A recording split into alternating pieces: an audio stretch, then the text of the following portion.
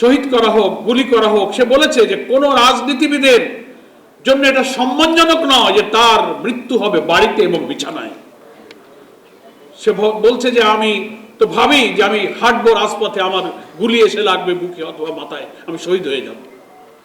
তো এটা খুব বিরল নেতৃত্ব, বিরল আকাঙ্ক্ষা। এবং শেষের দিকে সে বক্তৃতায় বলেছে যে আমি চাই যে আমার মাথায় গুলি লাগুক, আমি শহীদ হয়ে যাই, আপনারা আমার ছেলেটাকে দেখে রাখবেন। এই আকাঙ্ক্ষা সে ব্যক্ত করেছে। আল্লাহ তাআলা তার শাহাদাতের আকাঙ্ক্ষাকে পূর্ণ করেছেন। এবং একটা জুমার দিনে গুলিবিদ্ধ হলেন, আর একটা জুমার দিনে তিনি আল্লাহর কাছে চলে গেলেন। কি সৌভাগ্য! এবং তার যে নেক জীবন, স্বচ্ছ জীবন, পরিচ্ছন্ন জীবন, তার আমল, তার বিনয়ী আচরণ, দেশবাসী, জাতি, লক্ষ কোটি মানুষকে মুগ্ধ করেছে তার এই আচরণ। আমার মনে হয় যে মহান আল্লাহ তাআলা তার এই আচরণ, তার ইখলাসকে কবুল করে শাহাদাতের মর্যাদা দিয়ে তাকে জান্নাতবাসী করেছেন। চারিদিক থেকে লক্ষ লক্ষ লোকের আগমনের স্রোত যেভাবে নেমেছে, বলছে যে এই যেন দেশের একটা রাজার বিদায় হচ্ছে, একটা শ্রেষ্ঠ বীরের বিজয় হচ্ছে, একটা বিশ্ববিজয়ী বীর যেন দুনিয়ার সামনে থেকে বিদায় নিয়ে যাচ্ছে।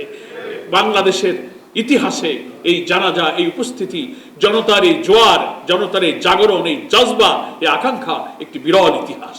জাতির কাছে প্রশ্ন, সরকারের এই নীরবতা, আইন মন্ত্রণালয়, স্বরাষ্ট্র মন্ত্রণালয়, সরকার প্রধান, ইন্টেলিজেন্স, অনেক ইন্টেলিজেন্স গভর্নমেন্টের, দুনিয়ার আন্তর্জাতিক নানান তথ্য প্রযুক্তি, উপায়, উপকরণ, লজিস্টিক সাপোর্ট দিয়ে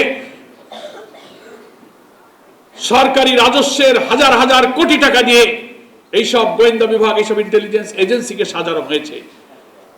কিন্তু এই প্রশ্নের কোনো জবাব সরকার আজও দিল না। 2টার দিকে তার গুলি হলো, আর রাত 8টার দিকে সারা দেশের বিভিন্ন চেক পয়েন্টে চেকপোস্ট বসানো হলো।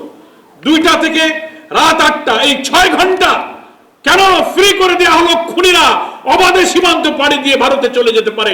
এই সুযোগ করে দেওয়ার পেছনে কি গোয়েন্দাদের মধ্যে লুকিয়ে থাকা ফ্যাসিস্টদের কোনো সহযোগী ছিল কিনা? এই প্রশ্ন, এই জাতীয় প্রশ্নের জবাব কে দেবে?